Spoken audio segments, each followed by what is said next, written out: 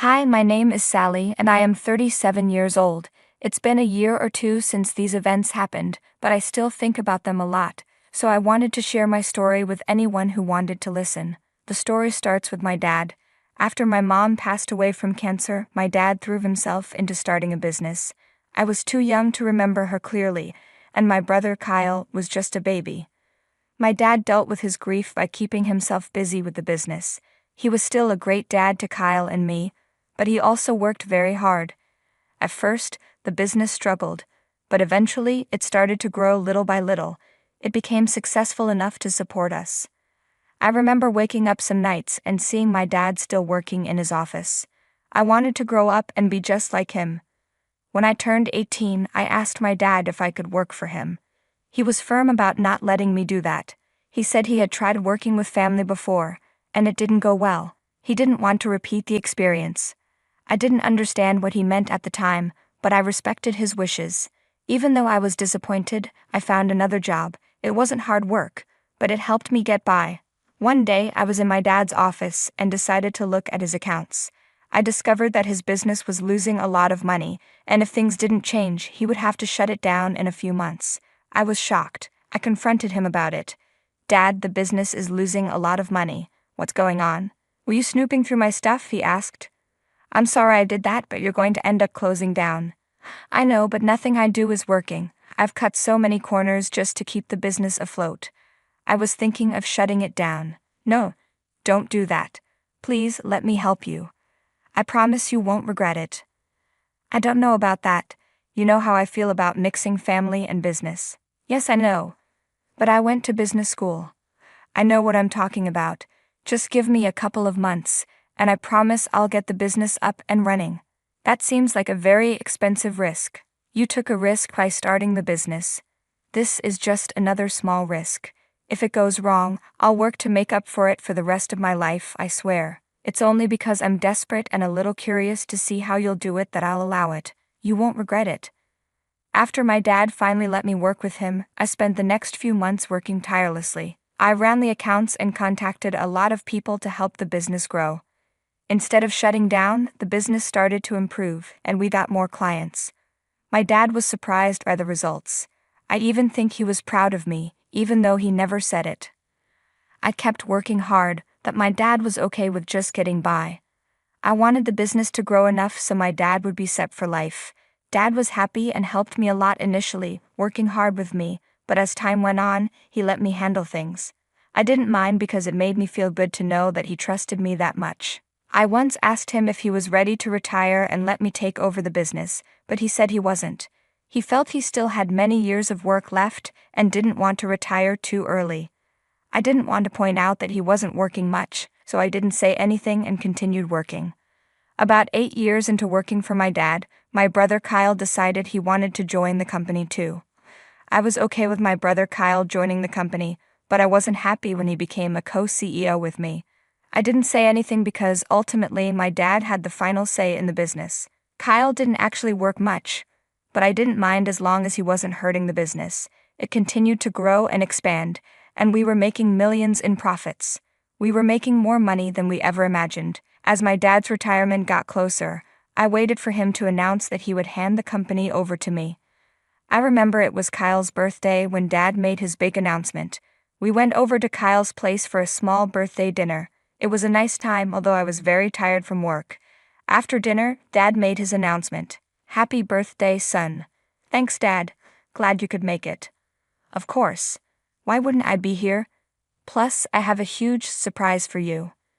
"A surprise? What is it?" "Well, I've been thinking about this for a while, and I think it's time for you to run our business." "What?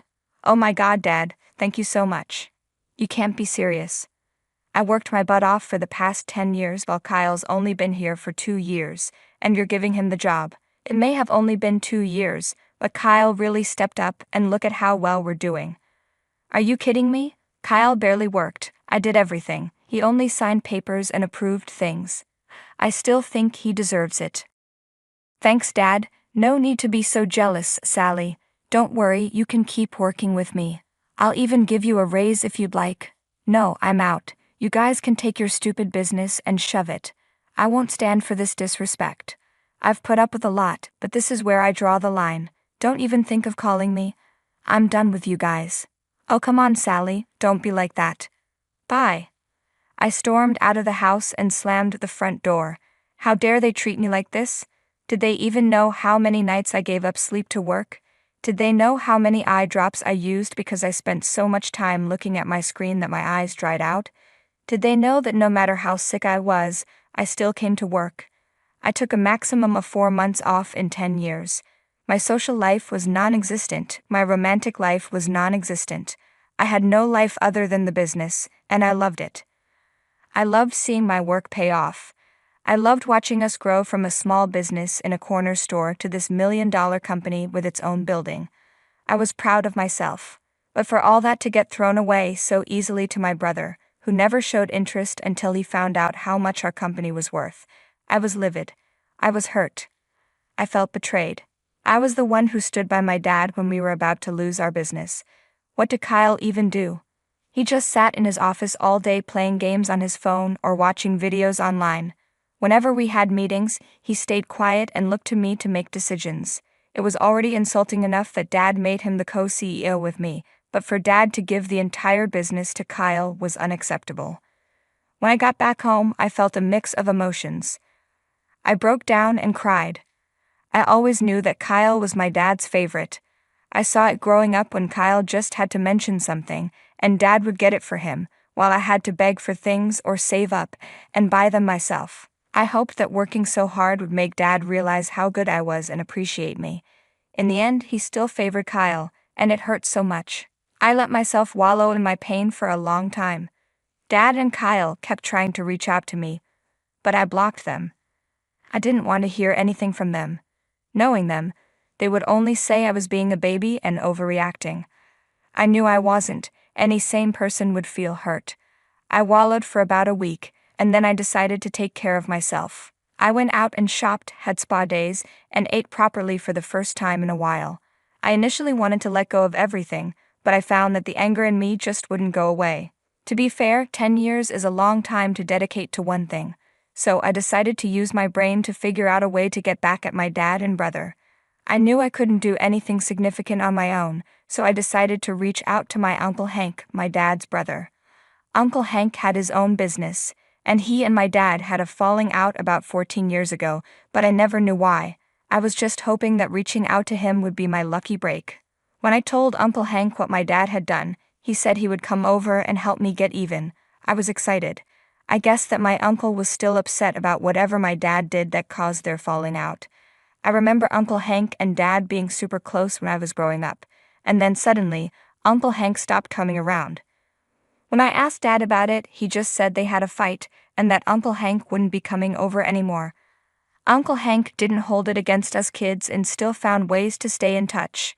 Kyle didn't really care, but I loved Uncle Hank. He was this happy-go-lucky guy who always knew how to make a good joke. Plus, he spoiled me a lot. I guess he saw how spoiled Kyle was and decided to treat me the same. Uncle Hank showed up at my place about 3 hours later. Hey Sally, sorry for the delay. I got caught up in some work and then traffic. It's okay, come in.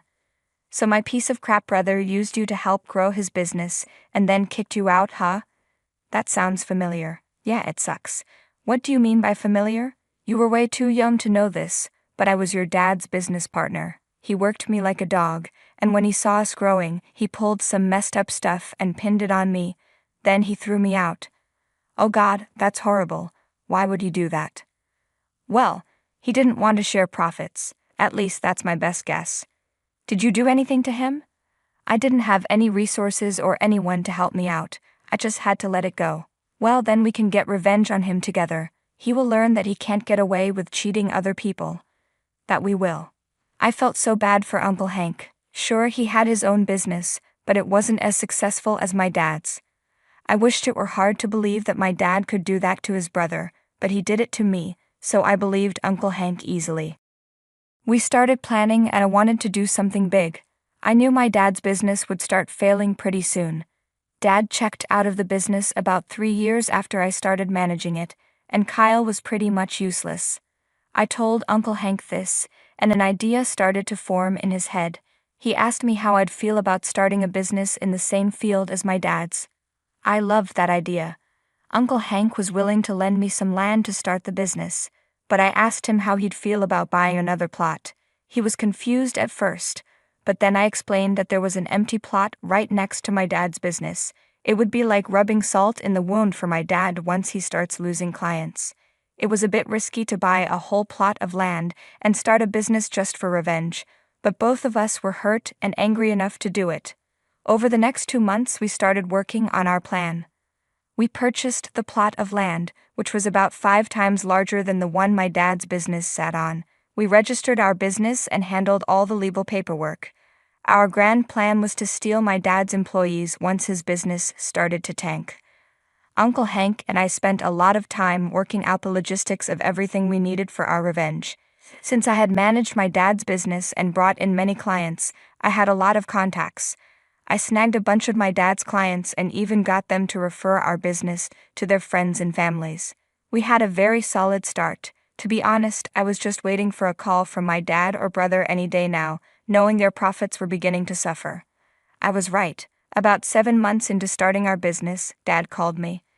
I was fully prepared for him to start begging me to come back. Instead, he asked me to come over for dinner. I guess he wanted to plead with me in person, so I agreed to go. When I arrived, my brother was there too. He looked nervous, and they were both suspiciously nice. I made sure to carry copies of the documents proving I was the co-owner of the land and business with Uncle Hank. I wanted to go out with a bang. They deserved it after all. We ate dinner, and while it was awkward for Dad and Kyle, I just waited for the chance to tell them how I was actively ruining them. Finally, after dinner, Dad said they had something to discuss. So, honey, there's something we need to talk to you about. Yes. You see, there's this new competitor in the field, and right now, we're kind of sinking. Oh man, that's tough. Yeah, so Dad and I were wondering if you want to come back and work for us. Excuse me? Absolutely not. You know what you did last time, and I'm not going to let you use me until everything gets good just to then throw me away. Don't be dramatic, Sally. I was only doing what I thought was best. If Kyle was the best, why isn't he solving your issue? Why are you asking me? I'm not as good as you. I tried to tell you, Dad, but you were way too confident in me. I guess you'll just have to deal with it. Please, Kyle is great, but we just need someone who has a little more experience. I'm done with your disrespect, and as my daughter, you have to work for me.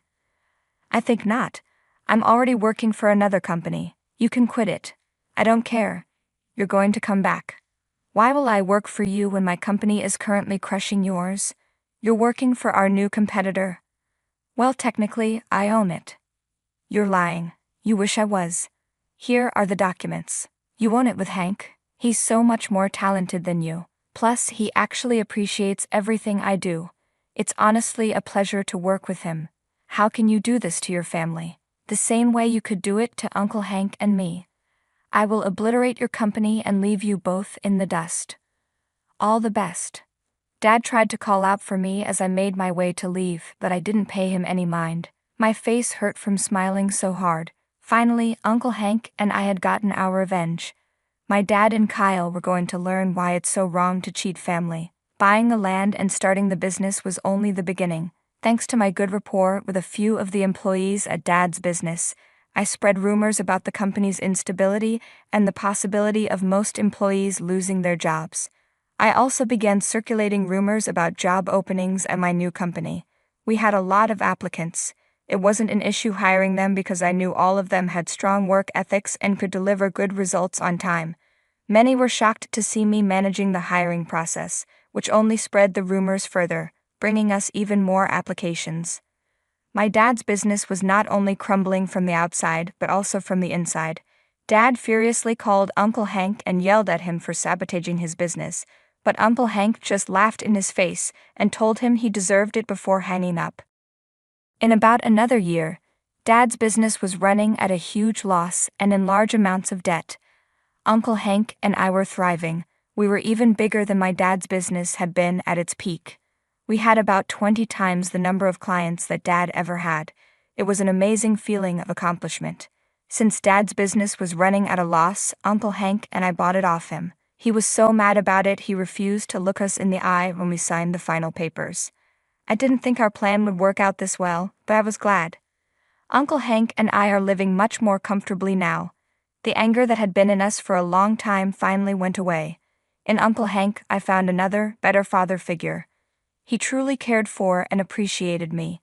I made sure to always let him know just how grateful I was for him. So that's my story. I learned just how important family is and that it's a pretty bad move to cheat on your family. You never know how it may come back to bite you.